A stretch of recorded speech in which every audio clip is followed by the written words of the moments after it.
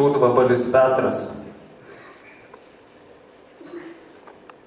Petras kartą pusiau galvom priešais televizorių parvirtęs, spec technologijos brangvinių savo kepenis gausiai vaišindams, irgi plaučiams baltarusišką tavorą neiliai dovanodams, išgirdo beldimą ir veikiai pavalo kaip šūds vakarykštis, kai prieš savo veizolus ant žaliai vyrai išvydo ir baisiai drebėdams ir mikčiadams tarė, kakas čia? O tasai savo burną atvėręs patrūbijo biškį. Atėjau pono Petro rakandų surinkt, nes pons prisišikęs.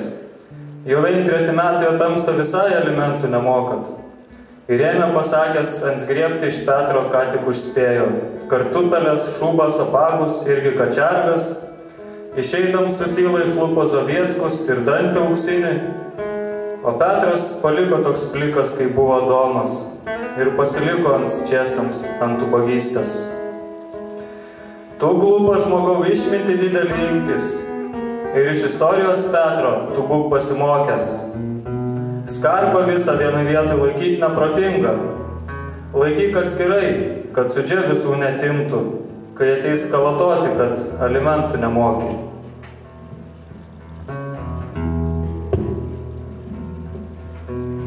Lietuvninks ir Java.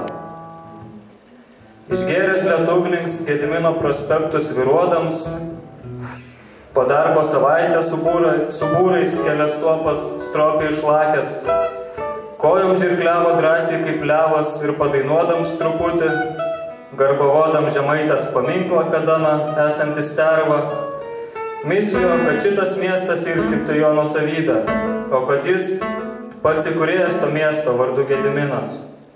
Todėl ėjo ant skiauriai per svietą, kur tik vizolų užmatė, paskiau pavargęs kaip šuva ant 4 jau ropojo ir neprišlipinęs to šviesoforo klastūno, kuris degė raudonai, po Javą napaks palindo ir smertelną likimą saugavo.